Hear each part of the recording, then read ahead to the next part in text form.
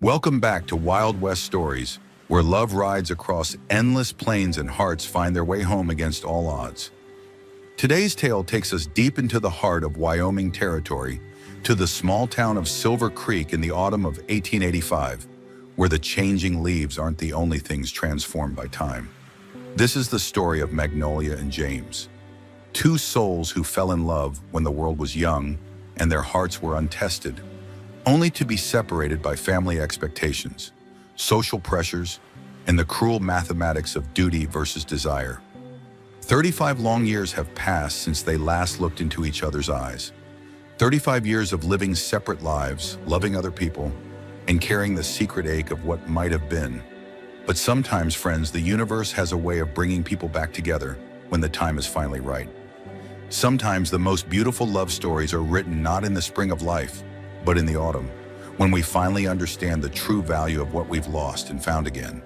So settle in as we ride into a tale of second chances, enduring love, and the courage to embrace happiness, no matter what age the calendar claims you've reached. This is a story that proves love doesn't follow society's rules, doesn't check birth certificates, and certainly doesn't care what the neighbors think. In Silver Creek, Wyoming, two hearts are about to discover that some promises are too powerful to be broken by time, distance, or even decades of silence. Magnolia's heart stopped the moment she saw him across the churchyard.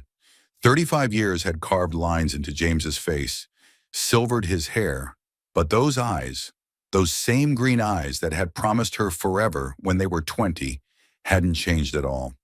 The autumn wind swept through Silver Creek's main street with the kind of bite that promised winter wasn't far behind.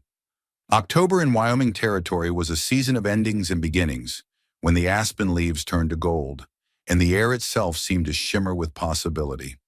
Magnolia Catherine Whitmore stood frozen beside her hired carriage, her black-gloved hands gripping the door handle so tightly her knuckles had gone white beneath the fine leather. She had returned to Silver Creek 3 days ago to settle her late-aunt's estate, expecting nothing more than dusty memories, legal paperwork, and perhaps a twinge of nostalgia for the girl she had once been. At 55, she was a woman of means and position, the widow of Harold Whitmore, one of Denver's most respected bankers. Her life was carefully ordered, socially appropriate, and utterly predictable. She hadn't expected James McCready. He stood near the white-painted steps of Silver Creek Methodist Church, his broad shoulders filling out a worn brown wool coat, his hair, once the color of summer wheat, now silver as morning frost on the grass. He was speaking with Reverend Hayes about something that required gesturing toward the church's bell tower, his voice carrying on the crisp air in a way that made her 20-year-old heart flutter traitorously within her 55-year-old chest.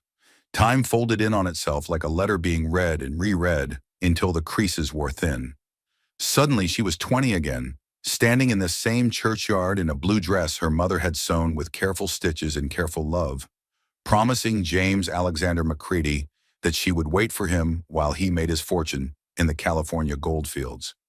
She had meant every word then, had believed with the fierce certainty of youth that love could conquer anything.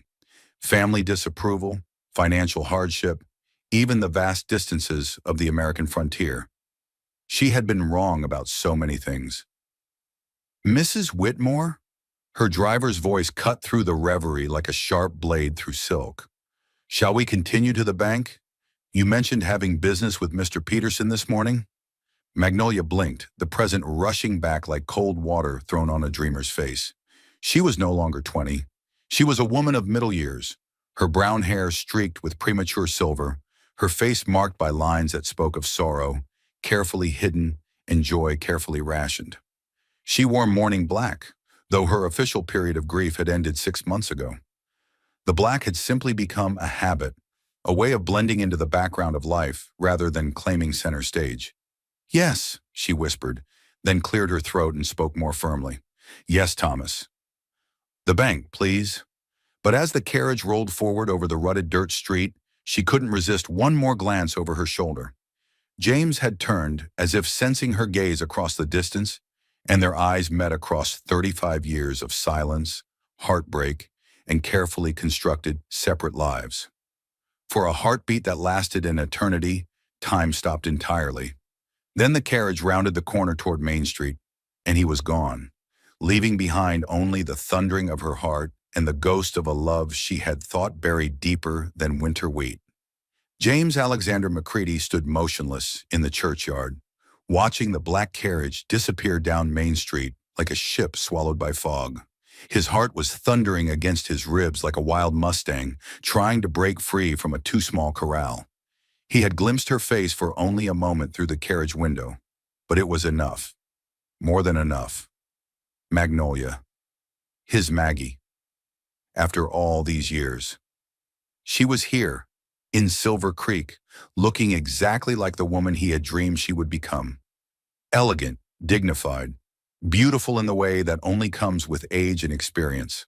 The girl he had loved with desperate intensity had grown into a woman of obvious refinement and grace, and the sight of her had hit him like a physical blow. James! Reverend Hayes touched his arm gently, his weathered face creased with concern.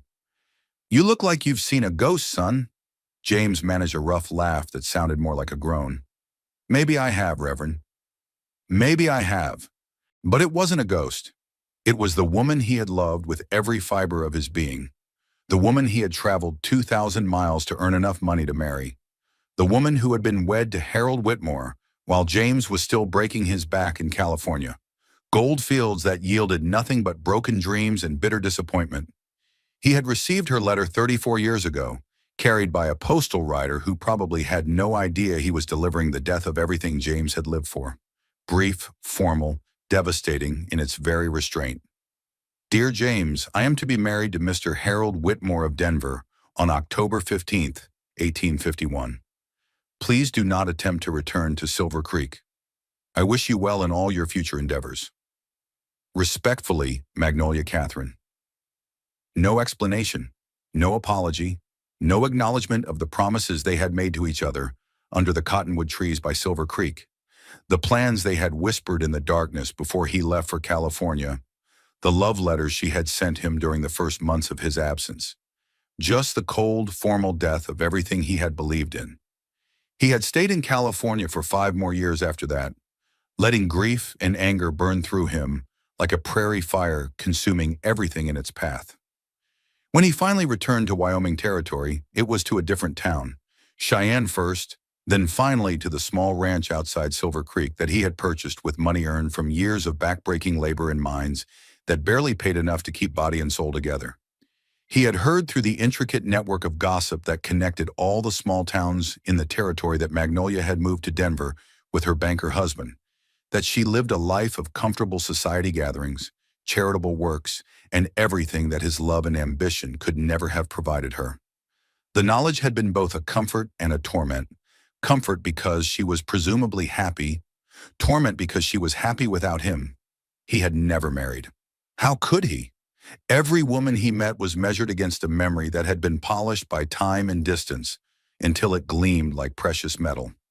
None could compare to the girl who had danced with him at harvest festivals, who had kissed him under the stars, who had promised to wait for him no matter how long it took to build their future together. The repairs on the bell tower can wait, James said suddenly, turning away from the church with jerky, urgent movements. I have business in town. Reverend Hayes nodded slowly, his eyes holding the kind of understanding that came from 40 years of ministering to human hearts in all their complexity. Sometimes the Lord brings people back into our lives for a reason, James. Don't be too quick to run from whatever that reason might be.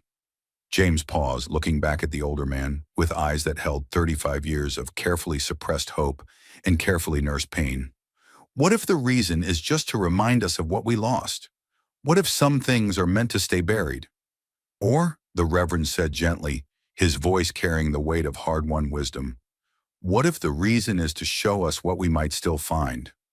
What if the Lord's timing is different from our timing, and what we thought was lost was only delayed?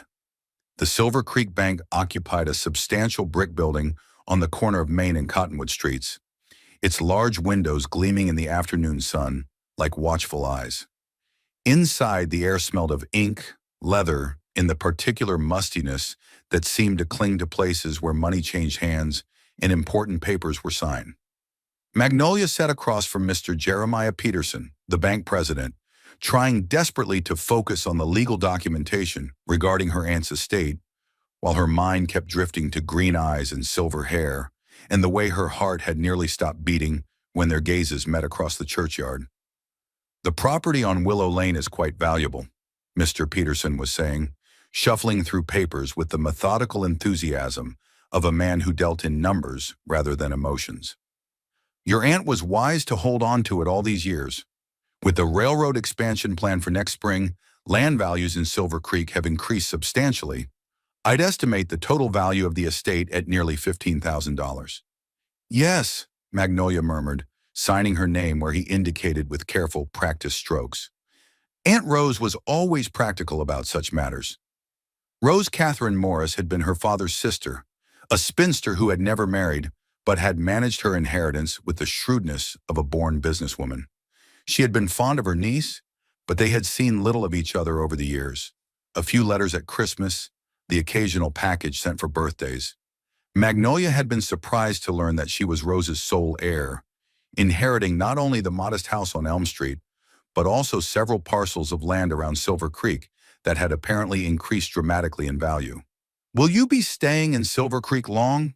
Mr. Peterson inquired, leaning back in his chair with the air of a man making polite conversation. "There are already several potential buyers making inquiries about various properties. The railroad brings opportunities, but it also brings changes." The question hung in the air like smoke from a dying fire. How long would she stay? She had planned to conclude her business and return to Denver within a week, 2 at the most. Her late husband's sister Eleanor expected her for Christmas dinner, and there were charity board meetings she was obligated to attend. Social obligations that filled her days with purpose, if not passion. Her life in Denver was carefully structured, filled with duties and expectations that kept her hands busy and her thoughts occupied. But James was here. James McCready, the love of her youth, the man she had never forgotten despite 35 years of trying. James, who had apparently never married, never found someone to replace what they had lost. "I'm not certain," she said finally, the words feeling strange on her tongue. "The estate is more complex than I initially anticipated. There may be legal matters that require extended attention." It was a lie, and they both knew it. The estate was perfectly straightforward. Property deeds, bank accounts, household goods that could be sold or donated. But how could she explain to this stranger that seeing James McCready had shattered the careful composure she had built over 35 years like a stone thrown through glass? How could she tell him that her heart was a battlefield between what was proper and what was still burning inside her, like banked coals suddenly given air? Of course. Take all the time you need. The Grandview Hotel is quite comfortable if you decide to extend your stay beyond your aunt's house. Mrs. Henderson runs a fine establishment. Clean rooms, excellent meals. Magnolia nodded absently, gathering her reticule and the copies of documents she would need. As she rose to leave, adjusting her black wool cloak against the October chill, the bank's door chimed with the clear, bright sound of the brass bell mounted above the frame. She turned toward the sound and felt the world stop turning. James McCready stepped inside, removing his hat with automatic courtesy, his silver hair catching the afternoon light streaming through the windows. He was closer now, close enough for her to see the changes the years had wrought with merciless clarity, the deeper lines around his eyes that spoke of too much sun and too little sleep, the scar along his left temple that hadn't been there in their youth, the way his once quick smile had been tempered by experience and disappointment. His hands, she noticed, were scarred and calloused from hard work, the hands of a man who had built his life with his own strength rather than inherited comfort. But beneath all the changes, he was still James. Still the man who had taught her to fish in Silver Creek, who had carved their initials in the old oak tree, who had promised to love her until the stars fell from the sky and the earth stopped turning. Magnolia. Her name was a prayer on his lips, spoken with a reverence that made her knees weak. James. She was surprised her voice worked at all, surprised that she could form words when her heart was beating so hard she was certain everyone in the bank could hear it. Mr. Peterson cleared his throat with the particular discomfort of a man who sensed undercurrents he didn't understand. Mr. McCready, I'll be with you in just a moment. If you'd care to have a seat. Actually, James said, never taking his eyes from Magnolia's face, I think my business can wait. Mrs. Whitmore, would you allow me to walk you back to your lodgings? It's not safe for a lady to walk unescorted, and there are matters we should discuss. The silence stretched between them like a rope drawn taut, filled with 35 years of unspoken words, unanswered questions, and a love that had been buried but never truly died. Every eye in the bank was upon them now. Mr. Peterson, with his carefully neutral expression, the young clerk who had stopped pretending to organize files, the farmer who had been waiting to make a deposit and was now frankly staring at the drama unfolding before him. Perhaps, Magnolia said, her voice barely above a whisper, that would be appropriate. There are indeed matters that require clarification. James nodded once sharply, as if her acceptance was both a relief and a terror. Shall we? He offered her his arm with old-fashioned courtesy, and after a moment's hesitation, she took it. The contact, even through the layers of wool and cotton that separated them, sent electricity racing through her veins like lightning seeking ground. They walked out of the bank together, leaving behind a roomful of raised eyebrows and speculative whispers that would fuel Silver Creek's gossip mill for weeks to come. The afternoon sun painted Main Street in shades of gold and amber, highlighting the dust motes that danced in the air and the late-season flowers that still bloomed defiantly in window boxes despite the approaching winter. They walked without speaking for several minutes, their footsteps synchronized as if no time had passed at all, as if they were still young lovers strolling through town after church on Sunday mornings. Magnolia was acutely aware of James beside her, the sound of his breathing, the way his coat rustled when he moved, the careful way he adjusted his stride to match hers. She was aware, too, of the way people stopped to stare as they passed, of conversations that ceased abruptly when they drew near, of the weight of scrutiny that followed them like shadows. They're watching us, she murmured as they passed Henderson's Mercantile, where Mrs. Henderson herself stood in the doorway, with her mouth slightly agape. Let them watch, James replied, his voice carrying a note of steel she didn't remember from their youth. I've spent 35 years caring what people think, Magnolia. I'm not inclined to waste whatever time I have left on it. They reached the end of Main Street and continued toward Elm Street, where Rose's modest white house sat behind a picket fence that needed painting. The silence between them had grown heavy with the weight of everything that needed to be said and the uncertainty of where to begin. You never married, Magnolia said finally, the words emerging before she could stop them. James's stride faltered for just a moment. Number line never found the right woman. James, you married well, he continued, his voice carefully neutral. Harold Whitmore was a good man, from what I heard, successful, able to provide for you properly. The words carried undertones that made Magnolia's chest tighten with old guilt and new pain. He was a good man, she agreed quietly. He deserved better than I gave him. James stopped walking entirely then, turning to face her with eyes that held questions he was afraid to ask. What do you mean? Magnolia looked up at him, seeing the boy she had loved overlaid with the man he had become, and felt 35 years of carefully constructed walls beginning to crumble. You know what I mean, James. You know exactly what I mean. They stood there in the middle of Elm Street, two people suspended between past and present, while the autumn wind stirred the fallen leaves around their feet like scattered memories. The weight of unspoken truths hung between them, heavier than storm clouds gathering on the horizon.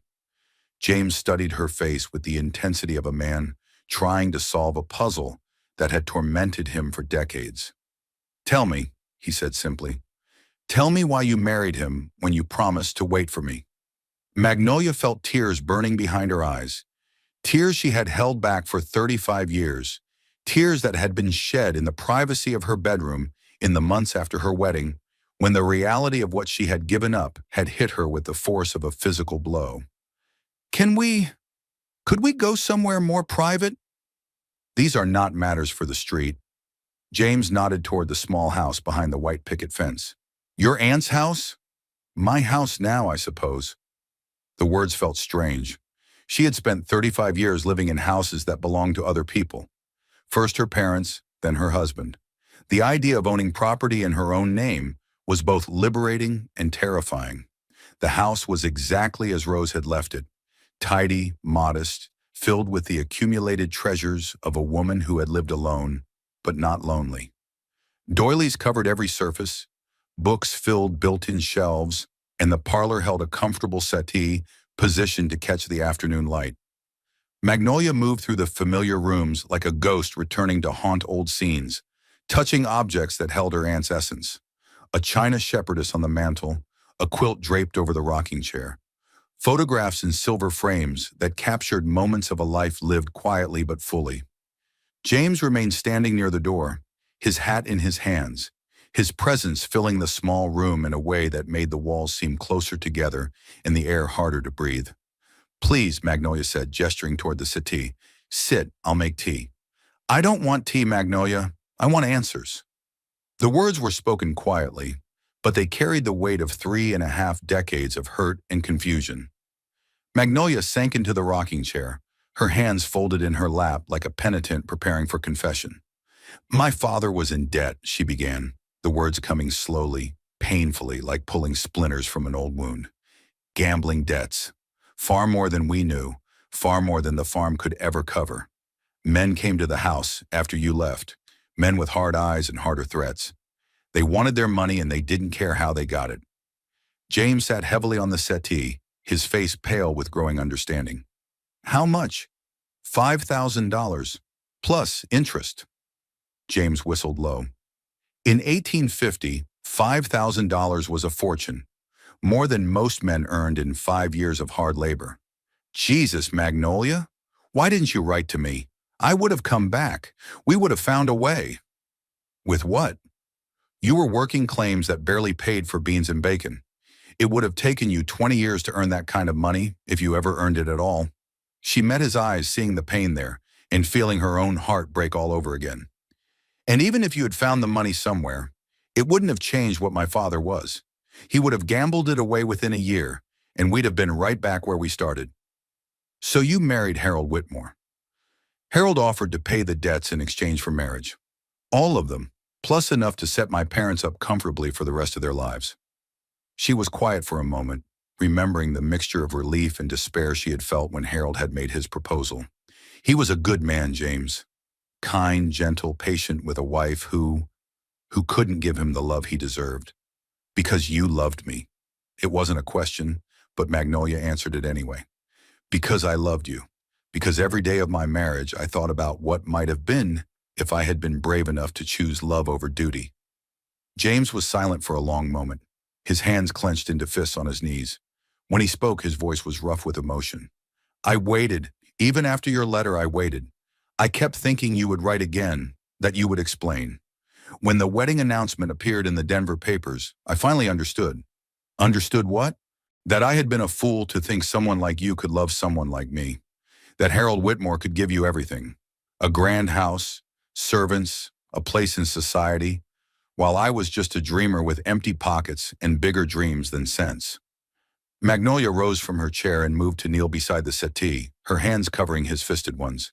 "James, no. It was never about what you could give me. It was never about money or status or any of those things." "Then what was it about?" She looked into his eyes and saw not just the pain of the present moment, but echoes of the confusion and heartbreak that had haunted him for decades. The truth lay between them like a loaded gun, dangerous to touch, more dangerous to ignore. "It was about what I thought I owed my family, what I thought was right and proper and noble." She paused, gathering the courage for the hardest part. "And it was about fear." "Fear of what?" "Fear that if I asked you to save us, you would try. Fear that you would give up your dreams and your future for my problems. Fear that you would come back and marry me out of obligation instead of love, and that someday you would wake up and resent me for it." Her voice dropped to a whisper. "Fear that love wouldn't be enough to overcome the weight of that much sacrifice." James turned his hands palm up beneath hers, capturing her fingers and holding them gently. "You were wrong, you know." "About what?" "About love not being enough. Love would have been everything, Magnolia. It would have been worth any sacrifice, any hardship. I would have worked my fingers to the bone to pay those debts and considered myself the luckiest man alive to do it." The tears she had been holding back for 35 years finally spilled over, tracking down her cheeks like the first rain after a drought. I know that now. I've known it for 35 years. But I was 20 years old and terrified. And I thought I was being noble and self-sacrificing. I thought I was saving you from a life of hardship. You were saving me from the only life I wanted. The words hung in the air between them like a bridge that neither was sure they should cross. James reached up slowly, giving her time to pull away, and brushed the tears from her cheeks with his thumbs. I wrote to you, she whispered, 3 times. I tried to explain, tried to make you understand. But every letter seemed inadequate, and then the wedding date got closer, and then it was too late. What happened to the letters? I burned them. I convinced myself it would be kinder to let you hate me than to burden you with the truth. James was quiet for a long moment, studying her face as if trying to memorize every line, every shadow. Do you know what the hardest part was? Magnolia shook her head, not trusting her voice. The hardest part was not understanding. If you had told me about the debts, about your father's problems, I would have been angry, but I would have understood. I would have found a way to respect your choice even if I disagreed with it. But the silence made me think I had been wrong about everything. About you, about us, about what we meant to each other. We meant everything to each other, Magnolia said fiercely. Everything, James. You were my first love, my only love. Every day of my marriage I thought about you, wondered where you were, what you were doing, whether you were happy. Harold knew. He never said anything, but he knew. How? Because I couldn't hide it, because when a woman's heart belongs to someone else, it shows. Harold was kind enough to pretend he didn't notice, but she trailed off, remembering her husband's patient acceptance of a wife who could never fully belong to him. I'm sorry, James said quietly. I'm sorry you had to live with that burden. I'm sorry Harold had to live with it too. They were both quiet for a moment, thinking about the price that had been paid by everyone involved in the choices made 35 years ago. What happens now? Magnolia asked finally. James studied her face, searching for something, hope perhaps, or forgiveness, or simply the courage to take another chance on love after so many years of disappointment. I don't know, he admitted. I know I'm not the same man who left Silver Creek in 1850. I'm older, harder, set in my ways. I know you're not the same girl I fell in love with. We're different people now. Yes, Magnolia agreed, we are. But I also know that seeing you today, it was like coming home after 35 years of being lost.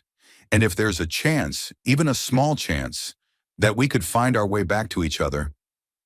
What are you saying, James? He took her hands in both of his, holding them as if they were something precious and fragile. I'm saying I'd like to try. I'd like to see if 2 people who loved each other once could learn to love each other again. I'd like to find out if second chances are real or just something people tell themselves to make the loneliness bearable. Magnolia felt her heart racing like a young girl's, felt hope blooming in her chest like flowers after a long winter. The town will talk. Let them talk. We're not young anymore, James. We're past the age when people expect romance and passion. Are we? Because I look at you and I feel exactly the same as I did 35 years ago. Terrified and hopeful and completely, utterly lost. She smiled through her tears, seeing the young man she had loved overlaid with the mature man he had become. What do you propose we do about it? I propose we start over. I propose we court each other properly this time, with no secrets between us and no one else's expectations to meet.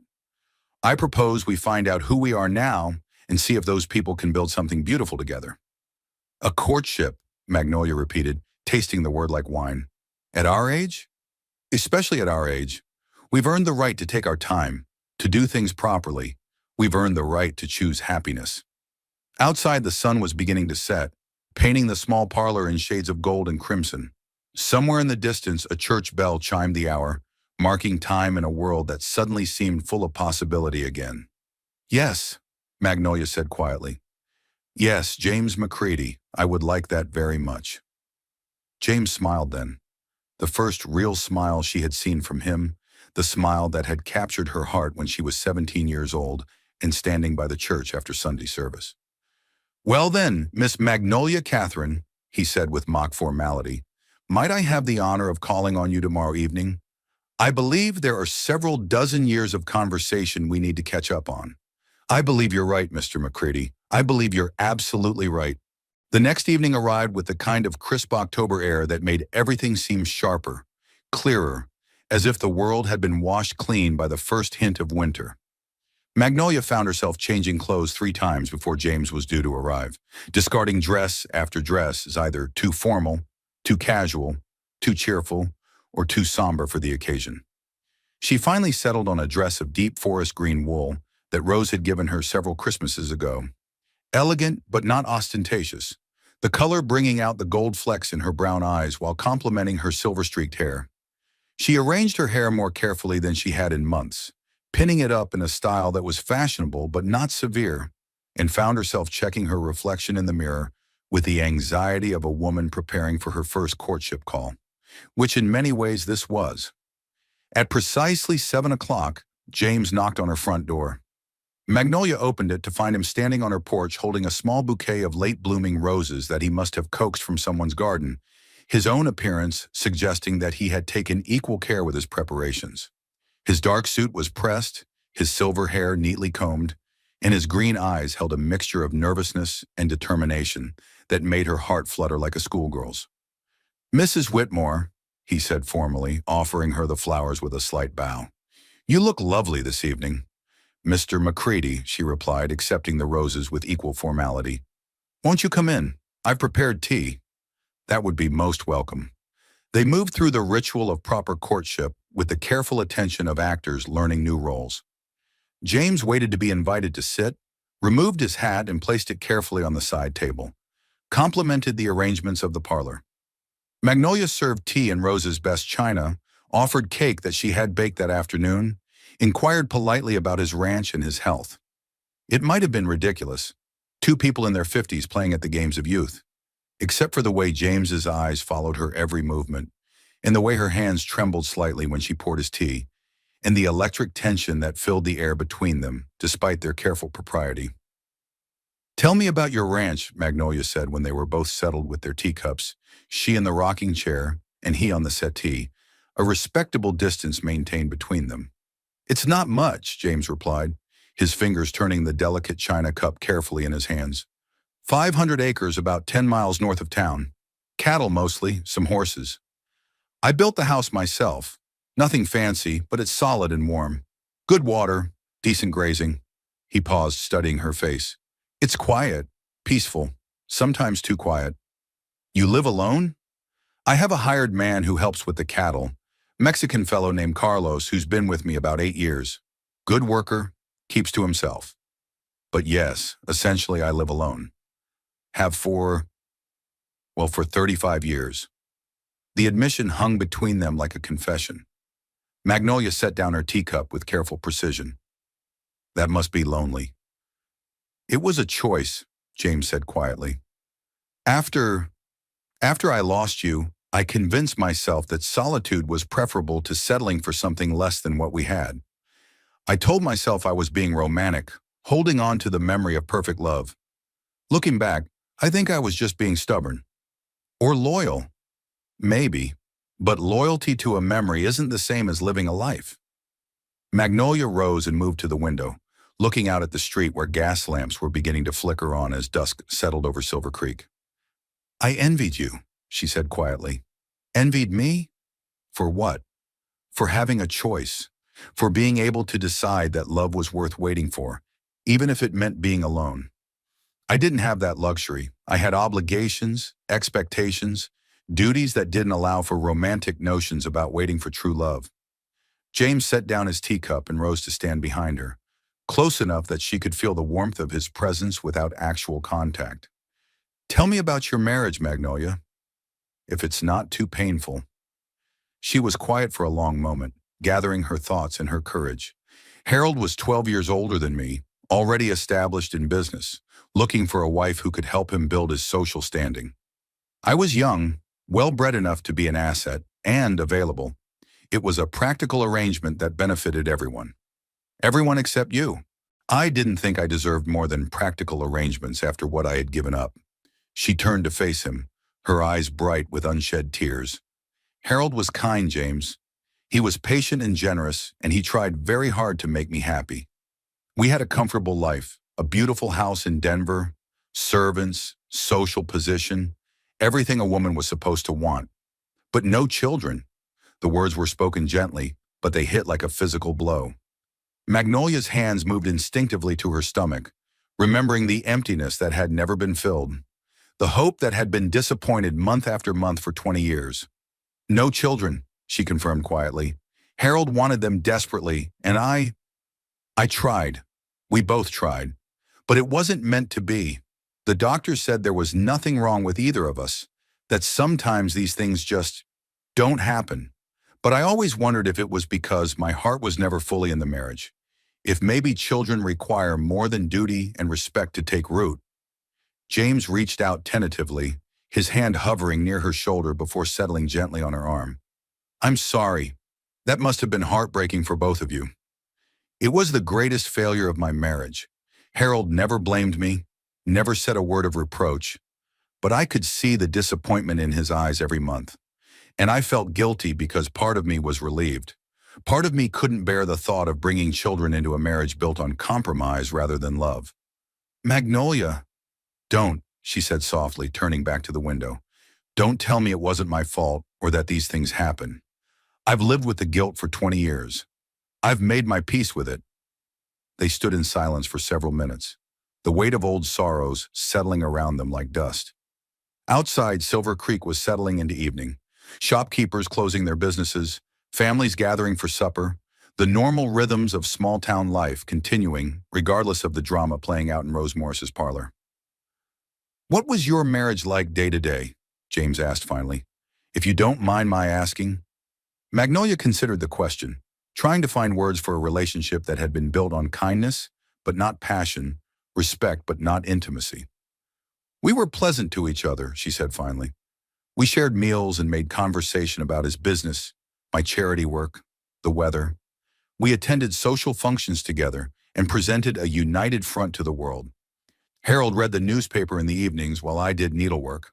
On Sundays, we went to church and afterward visited friends or received visitors ourselves. It sounds civilized, Magnolia supplied. Proper. Exactly what a marriage between two well-bred people should be, according to society's expectations. And was it enough? The question hung in the air like a challenge. Magnolia turned to face James fully, seeing the man who had been willing to work his hands raw in California goldfields to build a future with her, who had dreamed of a different kind of life entirely. No, she said simply, it was never enough. But I told myself it was more than many women had, more than I deserved after the choice I had made. I told myself that contentment was better than passion, that security was better than uncertainty. I told myself a lot of lies, James. What kind of lies? That I had forgotten you, that what we had was just youthful infatuation that I would have outgrown anyway, that I was lucky to have found someone as good as Harold. She met his eyes steadily.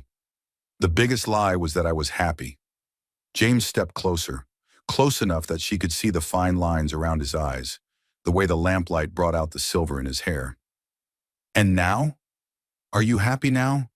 The question was loaded with implications, with possibilities that terrified and exhilarated her in equal measure. I don't know, she admitted. I've been numb for so long, I'm not sure I remember what happiness feels like. But when I saw you yesterday, it was like waking up after a very long sleep. Everything suddenly felt more vivid, more real, more possible. That's exactly how I felt, James said softly, like I'd been holding my breath for 35 years and could finally exhale. They moved closer together without conscious thought, drawn by forces stronger than propriety or common sense. When James reached up to cup her face in his hands, Magnolia didn't pull away. When he leaned down to brush his lips against hers in the gentlest of kisses, she rose to meet him. The kiss was nothing like the passionate embraces of their youth. It was careful, tentative, weighted with the knowledge of how much they had both lost and how much they stood to lose again. But it was also achingly sweet, full of recognition and forgiveness, and the fragile hope that some things could be reclaimed even after decades of separation. When they broke apart, both were breathing unsteadily. "I should go," James said, though he made no move to step away from her. "It's not proper for me to stay so late, and people will talk if they see lights burning in your parlor after 9 o'clock." "Let them talk," Magnolia said, surprising herself with the steel in her voice. "I'm 55 years old, James. I've spent 35 years caring what people think, and where has it gotten me? Alone in a house that isn't even really mine, with no children to remember me and no grand love story to look back on." "What are you saying?" "I'm saying I don't want to waste whatever time we have left worrying about propriety and expectations. I'm saying I want to find out if we can build something beautiful together. Even if we're starting with gray hair and creaking joints instead of smooth skin and boundless energy." James smiled, the expression transforming his weathered face. "Are you proposing to court me, Miss Magnolia?" "I'm proposing that we court each other, that we take our time and do it right this time, but that we not let other people's opinions dictate our choices. The town will be scandalized." "Good," Magnolia said with surprising firmness. "Maybe it's time Silver Creek had something interesting to talk about." James laughed, a sound of pure delight that filled the small parlor like music. "You know what? You're absolutely right. Maybe it is time." He retrieved his hat from the side table and settled it on his silver hair, but instead of heading for the door, he turned back to her, with eyes that sparkled with mischief. "Mrs. Whitmore," he said formally, "would you do me the honor of allowing me to escort you to church on Sunday morning? I believe it's time Silver Creek saw us together in the light of day." "Mr. McCready," she replied with equal formality, "I would be delighted. And perhaps afterward, you might join me for dinner at the hotel? Mrs. Henderson sets an excellent table, and I think the dining room would provide a perfect opportunity for the town to observe our renewed acquaintance." Magnolia felt a thrill of nervous excitement race through her veins. Walking into the Grandview Hotel dining room on James McCready's arm would be tantamount to announcing their intentions to the entire town. There would be no going back after that, no pretending this was just a friendly reunion between old acquaintances. "I think that sounds wonderful," she said. James moved to the door, then paused with his hand on the knob. "Magnolia, are you sure about this? Really sure? Because once we walk into that dining room together, everyone will know. And some people won't be kind about it." Magnolia thought about the choices she had made 35 years ago, about the life of quiet desperation she had built on the foundation of duty and propriety. She thought about Harold, who had deserved a wife who could love him completely, and about the children who had never been born, and about the dreams she had buried so deep she had almost forgotten they existed. "I'm sure," she said firmly. "For the first time in 35 years, I'm absolutely sure." James's smile was like sunrise after the longest night. "Then I'll see you Sunday morning, my dear. And Magnolia?" "Yes? Wear something beautiful. I want every person in that church to see how lovely you are." After he left, Magnolia stood at the window, watching his tall figure disappear into the darkness, her heart racing with equal parts terror and exhilaration. She had just committed herself to a course of action that would shock Silver Creek society and probably result in weeks of gossip and speculation. She couldn't wait. The next few days passed in a blur of preparation and anticipation. Magnolia threw herself into the task of making Rose's house truly her own, rearranging furniture, sorting through belongings, and making small improvements that transformed the space from a shrine to the past into a home for the future. She also made a shocking decision that would have scandalized her Denver friends. She packed away her mourning clothes and retrieved from the bottom of her trunk several dresses in colors that had been forbidden to her for over 2 years. She chose the dress for Sunday morning with care, a gown of deep sapphire blue silk that brought out her eyes and complemented her silver-streaked hair. It was elegant without being ostentatious, fashionable without being frivolous. It was the dress of a woman who was ready to step back into life. On Friday evening, she received an unexpected visitor. Mrs. Abernathy, the unofficial leader of Silver Creek's social elite, arrived on her doorstep with the determined air of a woman on a mission. "Magnolia, dear," she said, sweeping into the parlor without waiting for an invitation, I felt I simply had to speak with you. As a friend, you understand. Mrs. Abernathy was a woman in her early 60s who had appointed herself the guardian of propriety in Silver Creek. She was not unkind, but she was rigid in her beliefs about appropriate behavior and had little tolerance for anything that challenged the established social order. "How lovely to see you, Mrs. Abernathy," Magnolia replied politely, gesturing toward the settee. "May I offer you tea?" "That won't be necessary, dear. I won't be staying long." Mrs. Abernathy settled herself on the edge of the settee, as if prepared for immediate flight. "I wanted to speak with you about certain rumors that are circulating around town." "Rumors?" "About you and James Macready. People are saying, they're saying all sorts of things about renewed acquaintance and romantic intentions." Mrs. Abernathy's voice carried the tone of someone delivering news of a terminal illness. "I'm sure it's all innocent, of course, but appearances matter, my dear, especially for someone in your position." "My position?" "A widow of standing, a woman who has always conducted herself with the utmost propriety. The town looks to you as an example of proper behavior." Magnolia felt her spine straighten, a flash of her younger self's spirit blazing to life. "I appreciate your concern, Mrs. Abernathy, but I'm not sure I understand what you're suggesting." "I'm suggesting that perhaps it would be wise to limit your association with Mr. Macready. He's a decent man, of course, but he's never moved in the best social circles. And at your age, romance is a young person's game, don't you think? Surely friendship would be more appropriate." The words hit Magnolia like a slap, not because they were particularly cruel, but because they echoed every doubt and fear she had carried for the past week. Was she being foolish to think about what, dear? About romance being a young person's game, about friendship being more appropriate than love, about limiting my association with a man who makes me happier than I've been in 35 years. Magnolia rose from her chair, moving to stand near the fireplace where she felt less vulnerable. "I understand that my renewed acquaintance with Mr. Macready may seem unusual to some people, but I'm not a young girl who needs guidance about matters of the heart. I'm a woman of 55 who has lived long enough to know the difference between propriety and happiness." Mrs. Abernathy's eyes widened with something approaching shock. "Magnolia, surely you're not suggesting that you intend to pursue this association despite the talk it will cause?" "I'm suggesting that I intend to pursue happiness wherever I might find it, regardless of the talk it might cause."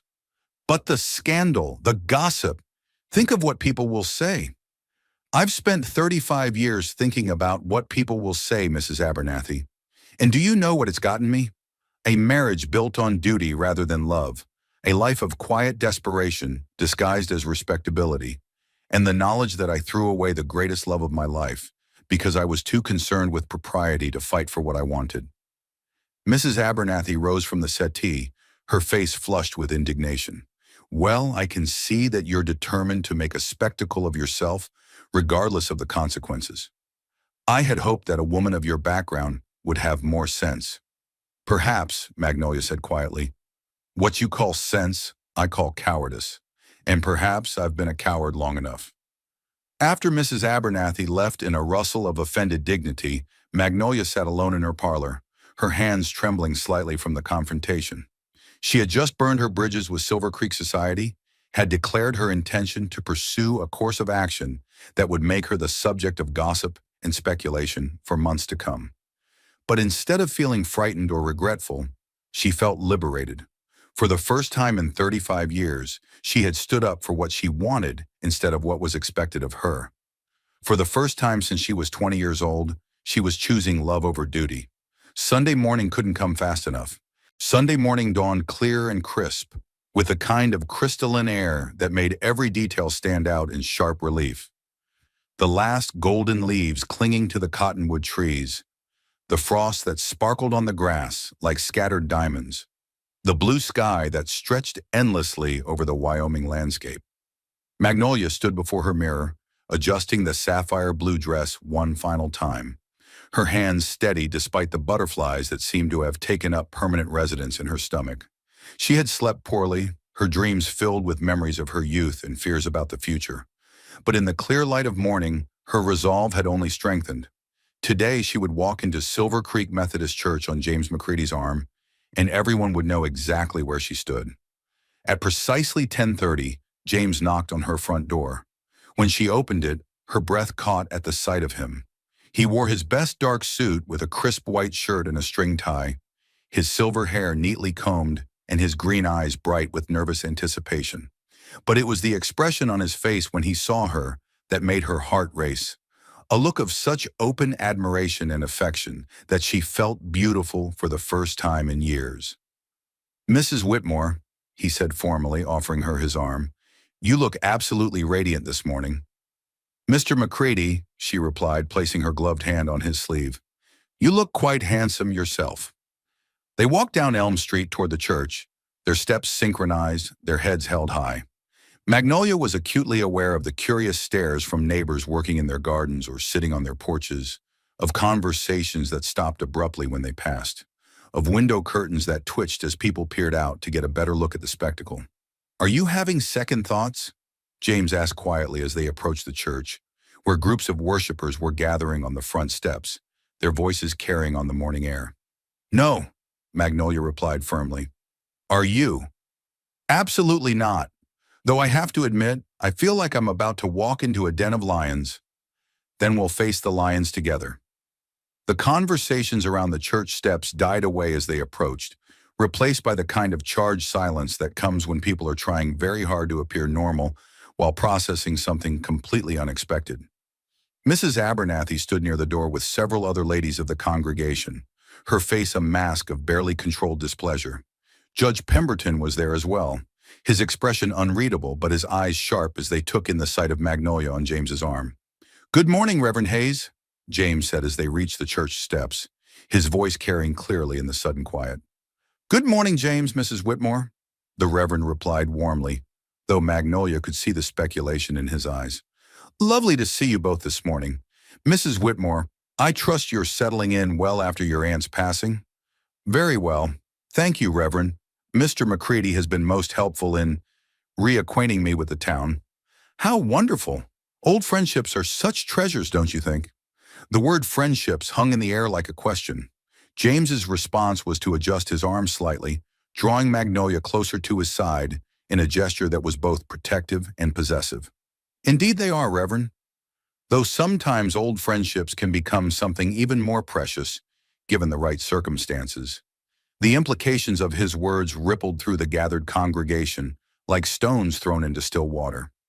Magnolia heard Mrs. Coolidge's sharp intake of breath, saw the Jameson sisters exchange meaningful glances, felt the weight of dozens of eyes upon her. "Shall we go in?" she suggested, her voice calm despite the racing of her heart. They entered the church together, James's hand warm and steady on her arm, their heads held high despite the whispers that followed in their wake. The sanctuary was already nearly full, but conversations died away as they made their way down the center aisle to the third pew from the front. The same pew where Magnolia's family had sat when she was a girl, the same pew where she had dreamed of sitting beside James as his wife. As they settled into their seats, the whispers resumed with renewed intensity. Behind them, Magnolia could hear Mrs. Abernathy's voice rising above the murmur. "At their age, really quite inappropriate. Poor Harold, barely cold in his grave." James must have heard it too, because his jaw tightened and his hand moved to cover hers on the pew between them. The gesture was subtle but unmistakable, a public claim that sent another wave of whispers through the congregation. Reverend Hayes mounted the pulpit with his usual dignity, but Magnolia could see that he was aware of the undercurrents flowing through his congregation. He was a wise man who had been ministering to the people of Silver Creek for over 20 years, and he understood the dynamics of small-town life better than most. "Friends," he began, his voice carrying easily through the sanctuary, "I had planned to speak this morning about the parable of the talents, about using God's gifts wisely and not burying them in the ground. But as I looked out at all of you this morning, I felt called to speak instead about a different kind of gift." He paused, his eyes sweeping over the congregation, lingering for just a moment on Magnolia and James. "I want to speak about the gift of second chances, about the way God sometimes brings people back into our lives when we least expect it, offering us opportunities to reclaim what we thought was lost forever. Magnolia felt her cheeks grow warm as several heads turned toward their pew. James's hand tightened slightly on hers. Scripture tells us that there is a time for everything under heaven, Reverend Hayes continued. A time to plant and a time to harvest. A time to weep and a time to laugh. A time to mourn and a time to dance.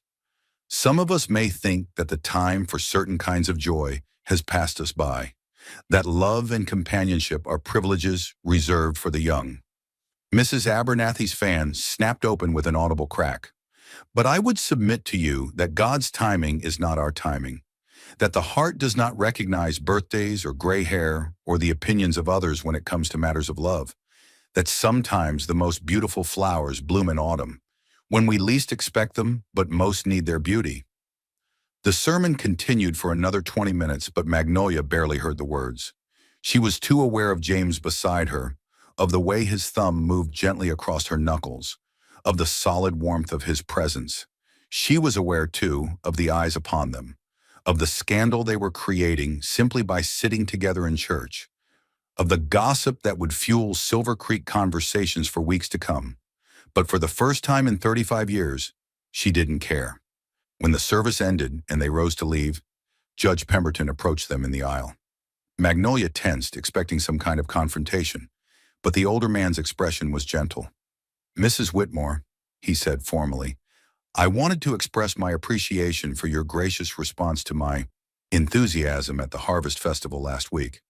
I hope there are no hard feelings." "Of course not, Judge Pemberton. Your interest was most flattering." "And Mr. McCready," the judge continued, turning to James with what might have been a smile, "I wanted to say that you're a lucky man. I hope you appreciate what you found." "I do," James replied seriously. "More than you can possibly know." "Good. Then I'll wish you both every happiness."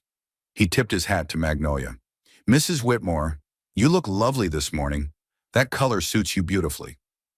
As the judge moved away, Mrs. Abernathy swept past them with her nose in the air, followed by several other ladies who couldn't quite meet Magnolia's eyes. But there were others, younger couples, families with children, working people who understood the value of second chances, who nodded and smiled as they passed. "Well," James said as they emerged into the bright sunshine outside the church, "that was eventful." "I think it went rather well considering," Magnolia replied, adjusting her shawl against the crisp air. "Reverend Hayes certainly seemed to approve. His sermon was hardly subtle." "No, it wasn't. I suspect will be the subject of considerable discussion over Sunday dinners throughout Silver Creek today." James stopped walking and turned to face her, his expression serious. "Magnolia, are you really prepared for this? For the gossip, the disapproval, the way some people will treat you? Because it's only going to get worse before it gets better." She looked into his eyes and saw not just the man she had loved in her youth, but the man he had become, steady, strong, willing to face whatever came their way together.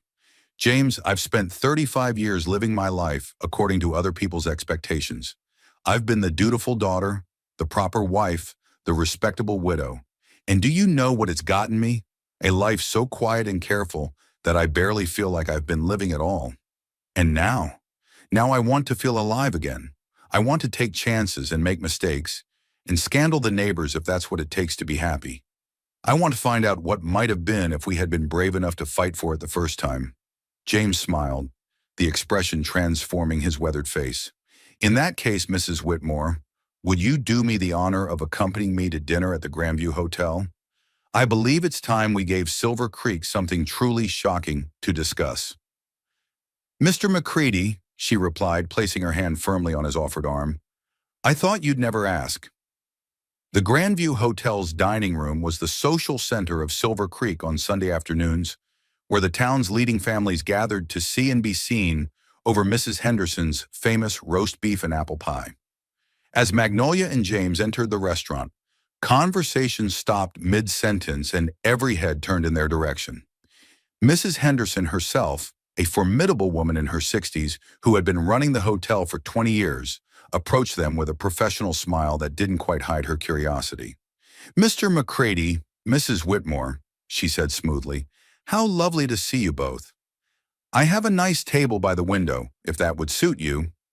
The table by the window was the most visible spot in the entire dining room, guaranteed to provide every other patron with an unobstructed view of their meal. It was either Mrs. Henderson's way of accommodating their apparent desire to be seen together, or her way of ensuring maximum entertainment for her other customers. "That would be perfect," James replied, helping Magnolia into her chair with old-fashioned gallantry. As they settled at their table, the buzz of conversation gradually resumed around them, though Magnolia could feel the weight of covert glances and hear fragments of whispered speculation. The Jameson sisters sat at a corner table, their heads bent together in animated discussion. The Coolidges kept stealing glances in their direction between courses.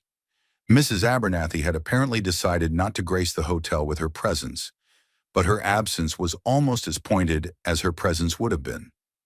"I feel like we're on display in a museum," Magnolia murmured as she studied her menu. "Good," James replied cheerfully. "Let them look. Let them see that we're not ashamed of what we feel for each other." Their meal passed pleasantly, despite the attention they were receiving. James told her about his ranch, describing the house he had built with his own hands, the cattle he raised, the simple pleasures of a life lived close to the land.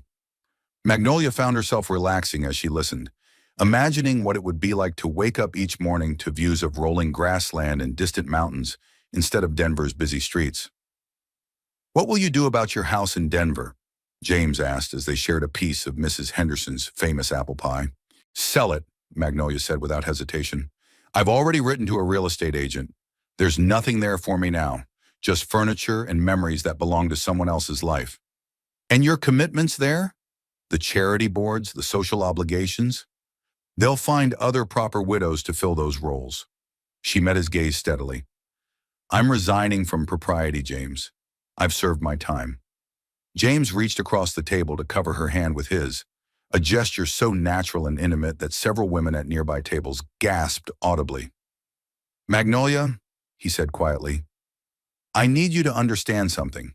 If we continue down this path, and I hope we do, it's not going to be easy. Some people will never accept us, will never approve of what we're doing. They'll call us foolish, inappropriate, even scandalous. Are you prepared for that?" Magnolia thought about the life she had left behind in Denver, the endless round of social obligations, the careful conversations that never touched on anything real or important, the loneliness that had followed her through crowded rooms full of acquaintances who knew nothing about her heart. "James," she said firmly, "I would rather be scandalous with you than respectable without you." His smile was like sunrise after the longest night. "In that case, my dear Magnolia, I have something to ask you." He reached into his vest pocket and withdrew a small velvet box that looked old and well-handled. The dining room fell completely silent as he opened it to reveal a simple gold ring set with a modest but beautiful sapphire. "This was my mother's ring," he said, his voice carrying clearly in the hushed room. "I've been carrying it for 35 years, hoping someday I might have the chance to give it to you." Magnolia's breath caught in her throat. Around them she could hear the sharp intake of breath from other diners, the rustle of fabric as people leaned forward to get a better view. "Magnolia Catherine Whitmore," James continued, his eyes never leaving her face. "Will you marry me? Will you take a chance on an old rancher who loves you more than life itself and wants to spend whatever years we have left proving it to you every single day?" The question hung in the air like a challenge to fate itself. Magnolia looked into James's eyes and saw her future. Not safe, not simple, but real and honest, and full of the kind of love that most people only dreamed of. "Yes," she whispered, then louder, so that everyone in the dining room could hear. "Yes, James McCready, yes to all of it." The dining room erupted in a mixture of applause, gasps, and excited chatter as James slipped his mother's ring onto Magnolia's finger. It fit perfectly, as if it had been waiting 35 years for her hand. As they left the hotel together, newly engaged and completely scandalous, Magnolia felt something she hadn't experienced in decades, the absolute certainty that she was exactly where she belonged. The week following their public engagement passed in a whirlwind of preparation, gossip, and surprising revelations about the true nature of Silver Creek society. Magnolia discovered that while the town's social elite might disapprove of her choices, the ordinary working people, the shopkeepers, farmers, and families trying to build lives on the frontier, were far more supportive than she had expected. Mrs. Patterson, who ran the dry goods store, offered to help alter her wedding dress. The young couple who operated the bakery promised to make a cake that would be worthy of such a romantic story. Even the gruff blacksmith, Mr. O'Brien, stopped James on the street to shake his hand and declare that it's about time someone showed these stuffy folks that love don't have an expiration date. But not everyone was pleased with their announcement. On Wednesday evening, as Magnolia was sorting through Rose's belongings and deciding what to keep for her new life, she received an unexpected visitor. Harold's sister, Eleanor, had traveled all the way from Denver, her face set in lines of disapproval that made her look older than her 60 years. "Magnolia," she said without preamble as she swept into the parlor, "I came as soon as I received your telegram. Surely you cannot be serious about this. This engagement." Eleanor Whitmore. Pemberton was everything that Harold had not been, sharp where he had been gentle, judgmental where he had been accepting, rigid where he had been flexible. She had never approved of her brother's choice of wife, considering Magnolia too young and too provincial for a man of Harold's position, and the years had done nothing to soften her opinion. "I am completely serious," Magnolia replied calmly, gesturing toward the settee. "Would you care for tea? You must be tired from your journey." "I don't want tea. I want an explanation for this madness." Eleanor perched on the edge of the settee like a bird ready for immediate flight. "Harold has been dead for barely 2 years, and already you're throwing yourself at some rancher you knew as a girl." "I'm not throwing myself at anyone. James asked me to marry him, and I accepted." "James!" Eleanor's voice dripped with disdain. "You speak of him with such familiarity. How long has this inappropriate attachment been developing?" Magnolia felt her temper, which had been dormant for so many years she had almost forgotten she possessed it, begin to stir. "Our attachment, as you call it, developed 35 years ago. We were in love then, and we're in love now." 35 years ago? Eleanor's eyes widened with scandalized understanding. "Do you mean to tell me that you were carrying on with this man while you were married to my brother?" "I was not carrying on with anyone," Magnolia said sharply. "I hadn't seen James McCready from the day I married Harold until the day I returned to Silver Creek last month.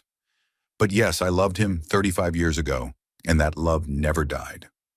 "How dare you!" Eleanor rose from the settee, her face flushed with indignation. "How dare you dishonor Harold's memory with such admissions? He loved you, Magnolia. He gave you everything, his name, his fortune, his devotion, and this is how you repay him?" "I gave Harold 20 years of my life," Magnolia replied, rising to face her sister-in-law. 20 years of duty, respect, and genuine affection. I was a faithful wife, Eleanor. I never dishonored him with word or deed. But I cannot pretend that I loved him the way a wife should love her husband, because we both know that would be a lie.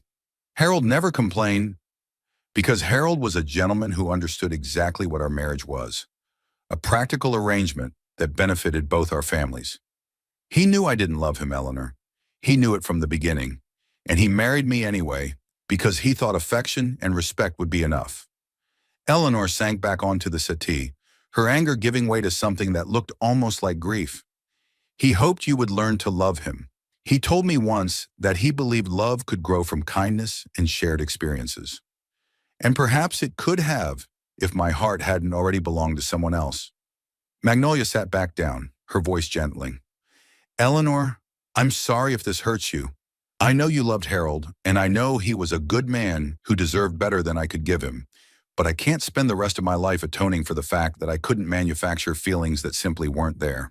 And this James McCready, you think you love him? I know I love him. I've loved him for 35 years, and seeing him again has only confirmed what I've always known, that he's the other half of my soul." Eleanor was quiet for a long moment, studying Magnolia's face with the intensity of someone trying to solve a difficult puzzle. "You're really going to do this, aren't you? You're really going to marry this man and abandon everything Harold built for you?" "I'm going to marry the man I should have married 35 years ago. Yes. As for abandoning what Harold built, Eleanor, what did he build for me? A beautiful house that never felt like home? A social position that was more prison than privilege? A life of quiet desperation disguised as respectability?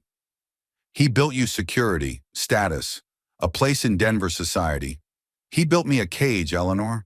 A beautiful, comfortable cage, but a cage nonetheless. Magnolia leaned forward, trying to make her sister-in-law understand. I've spent 35 years being what other people wanted me to be. The dutiful daughter, the proper wife, the respectable widow. Now I want to spend whatever years I have left being what I want to be. And what is that?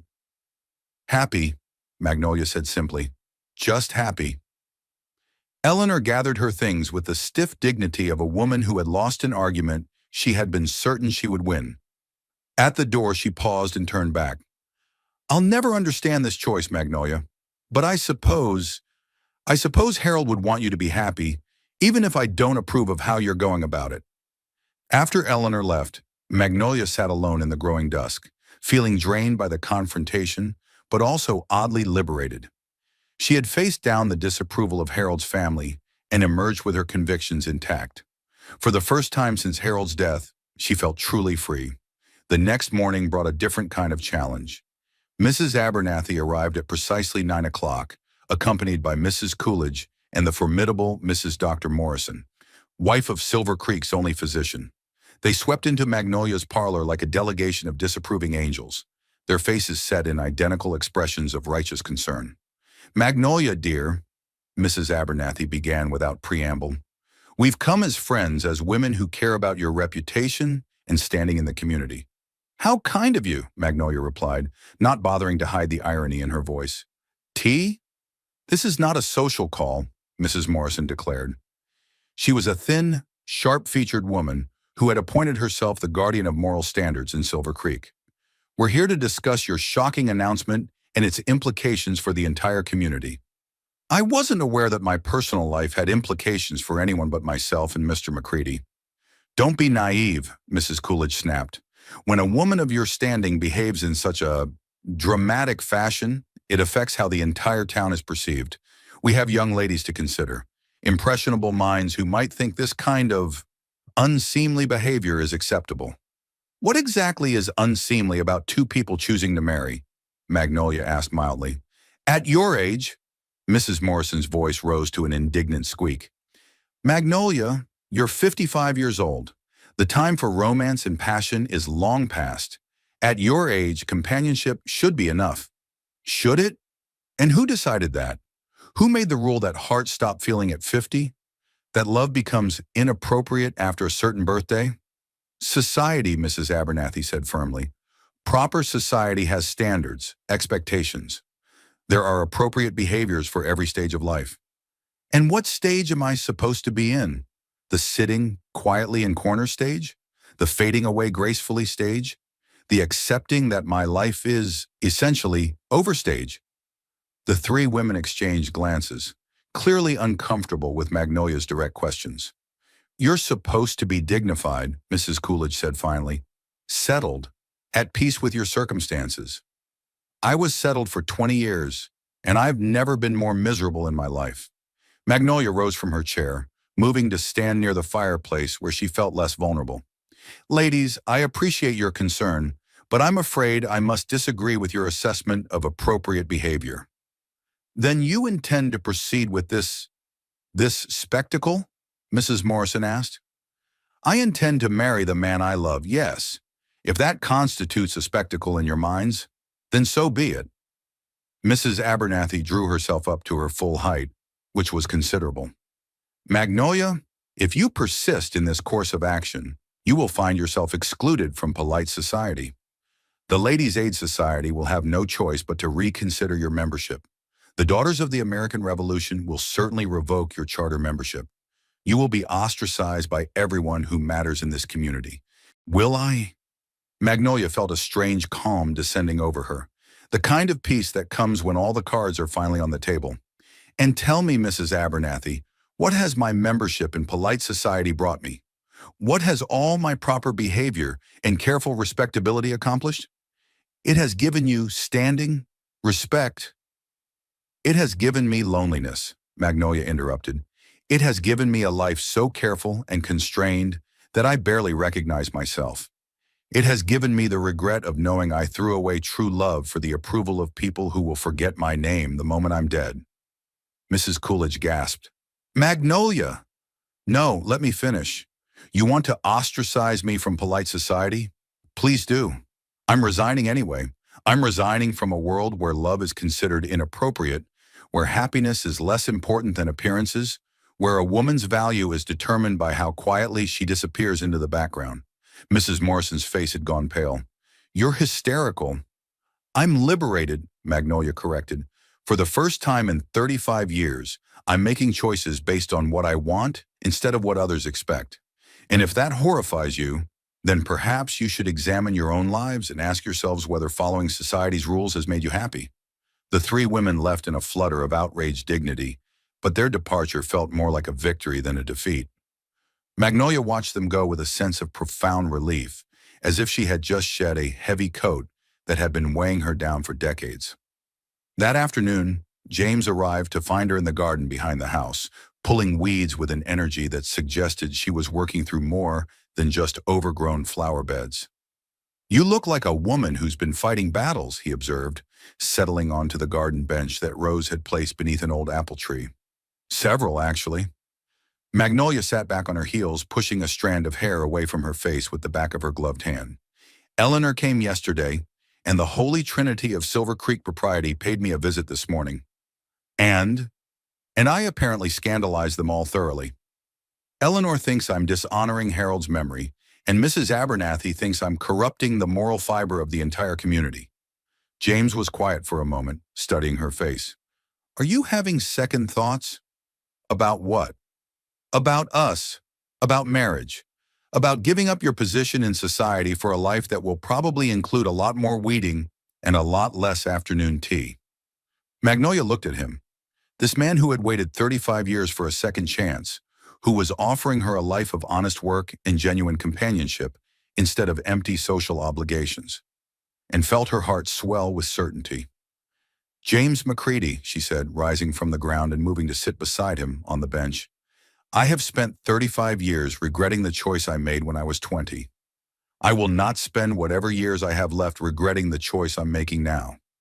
Even if it means giving up everything you've built in Denver, your house, your social position, your security." "What security?"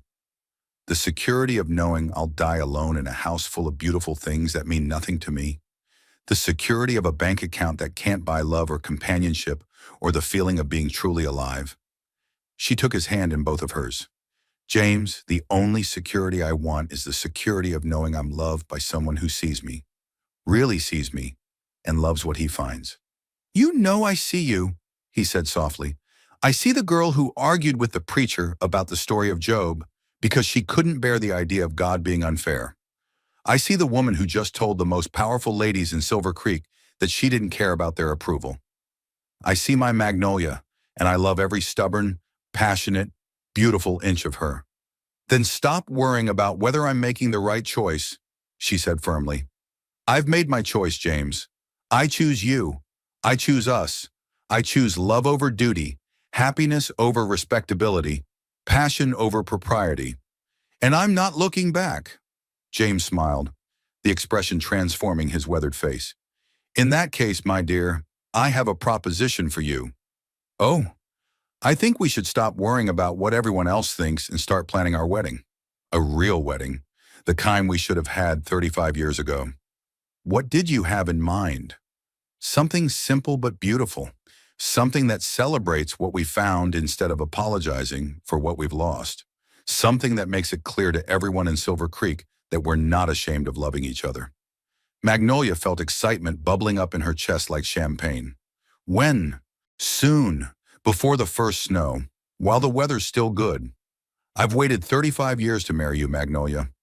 I don't want to wait any longer than necessary." "Neither do I," she said, leaning against his shoulder and feeling, for the first time in decades, like she was exactly where she belonged. They spent the rest of the afternoon making plans, their voices mixing with the sound of wind in the apple tree and the distant laughter of children playing in the street. For the first time since she had returned to Silver Creek, Magnolia felt not just hopeful about the future, but excited about it. The scandal they were causing would be talked about for years to come, but as James had pointed out, they would be too busy living their lives to care what people said about them. And that, Magnolia thought as she watched the sun set behind the mountains, sounded absolutely perfect. The wedding of Magnolia Whitmore and James McCready took place on a Tuesday morning in November, with more snow than guests and more love than either of them had dared hope for. It was exactly the kind of celebration that would have scandalized Silver Creek society under normal circumstances. Small, intimate, and completely focused on the couple rather than on making a social impression. Magnolia had insisted on a simple ceremony from the beginning. "I had the elaborate wedding 35 years ago," she told James as they planned their future over coffee in her kitchen. "This time, I want it to mean something." She chose to wear a dress of deep midnight blue silk that had belonged to Rose, altered to fit by Mrs. Patterson from the dry goods store, who had volunteered her services with surprising enthusiasm. The color brought out Magnolia's eyes and complemented her silver-streaked hair beautifully, making her look not like a woman trying to recapture her youth, but like a woman who had finally learned to embrace her own beauty. James wore his best dark suit with a vest of gray wool and a string tie that had been his father's. His silver hair was neatly combed, his face freshly shaved, and his hands betrayed only the slightest tremor as he adjusted his collar for the third time while waiting for the ceremony to begin. The witnesses were few but meaningful.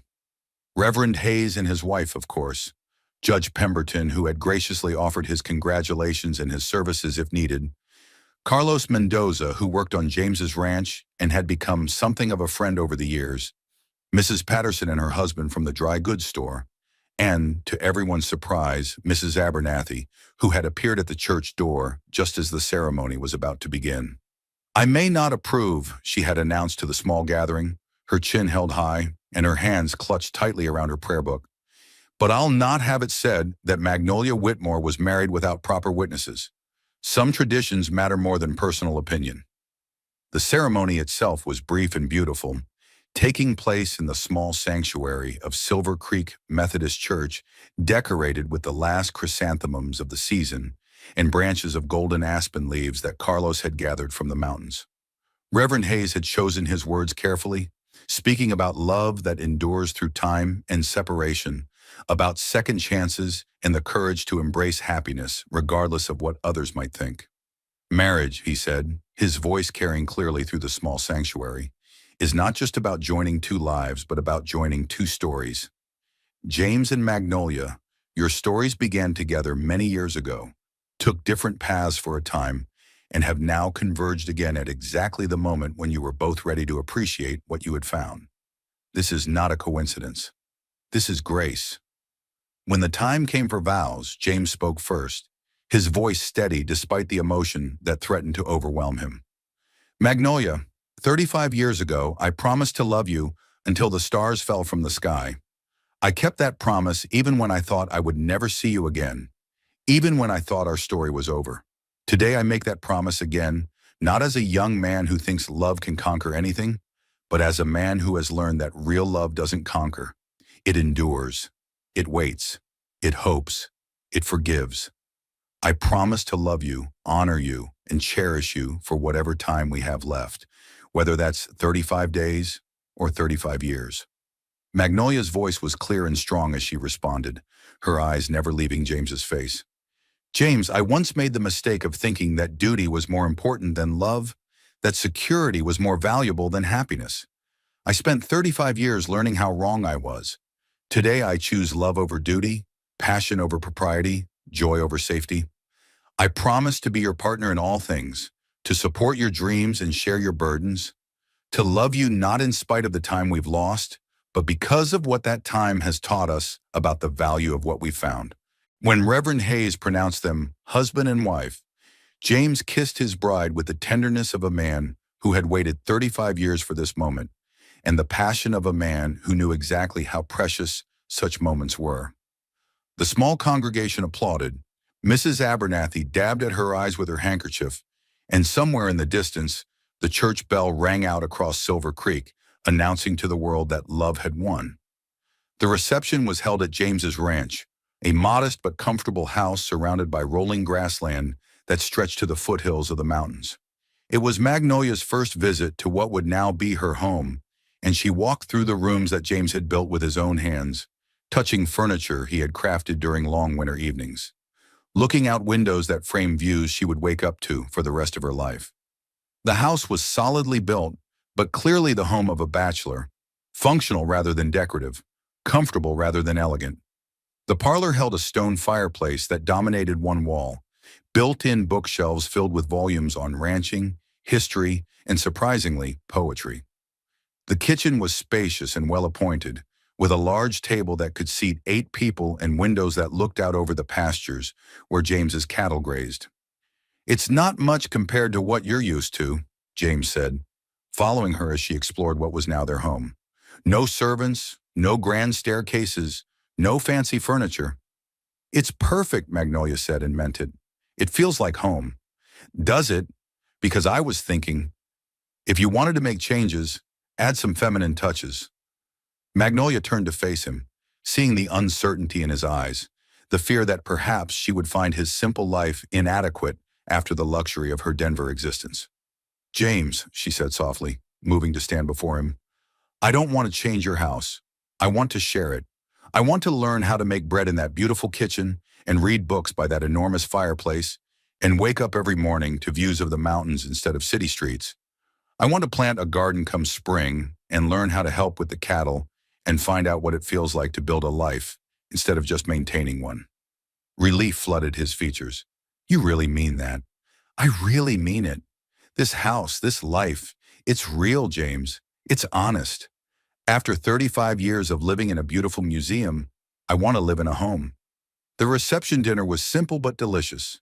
Beef from James's own cattle, vegetables from neighbors' gardens, bread baked by Mrs. Patterson, and a cake created by the young couple who ran the bakery in town. The guests were few but genuine in their good wishes, and the conversation flowed easily around the large kitchen table. Judge Pemberton raised a toast with elderberry wine that Carlos had contributed from his own stores. "To James and Magnolia," he said, his voice carrying the weight of judicial authority, "who have reminded us all that love doesn't follow society's calendar, that the heart makes its own rules, and that sometimes the most beautiful stories are the ones that take a lifetime to unfold." As the afternoon faded into evening and their guests began to depart, Magnolia found herself standing on the front porch with James, watching the sun set behind the mountains in a blaze of gold and crimson.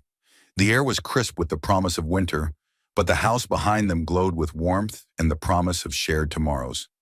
"Mrs. McCready," James said softly, testing the sound of her new name.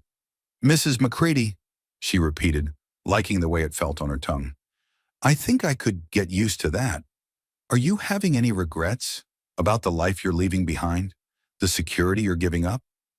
Magnolia thought about her house in Denver, with its formal parlors and carefully arranged furniture, its servants and social obligations and empty rooms. She thought about the charity board meetings that had filled her days without fulfilling her heart, about the dinner parties where she had smiled and made conversation while feeling completely alone. "The only regret I have," she said, leaning into James's warmth, "is that we waited so long to find our way back to each other." "We're here now," he said, his arms coming around her. "That's what matters." "Yes," she agreed, feeling the absolute rightness of being in his arms, in this place, at this moment. "We're here now." Later that evening, as they sat by the fire in their parlor, James pulled out a leather-bound book that Magnolia hadn't noticed before. "What's that?" she asked, settling beside him on the worn but comfortable sofa. "Something I started writing after I received your letter 35 years ago," he said, his voice hesitant. I thought if I wrote down everything I remembered about us, everything I felt, maybe it would help me understand what had happened. Maybe it would help me let go." "Did it?" "It just made me miss you more." He opened the book to reveal pages covered with his neat handwriting, memories, observations, letters that had never been sent. "I kept writing in it over the years. Whenever I thought about you, whenever I wondered what you were doing, whether you were happy. It became a kind of diary, I suppose." Magnolia felt tears threatening as she realized what he was showing her. 35 years of love preserved in ink and paper, proof that she had never been forgotten, never been replaced.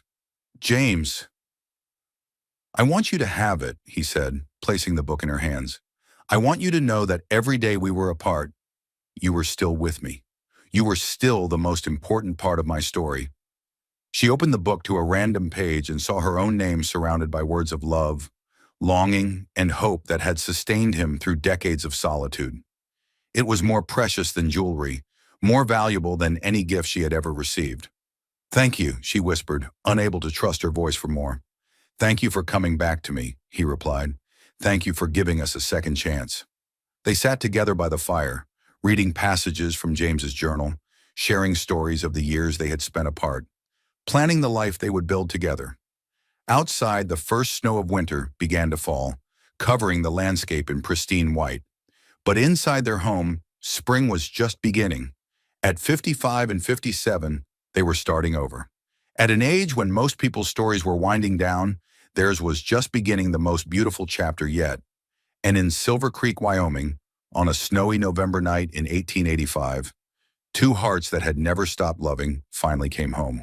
And so ends our tale of Magnolia and James, two souls who discovered that love doesn't follow calendars or bow to societal expectations.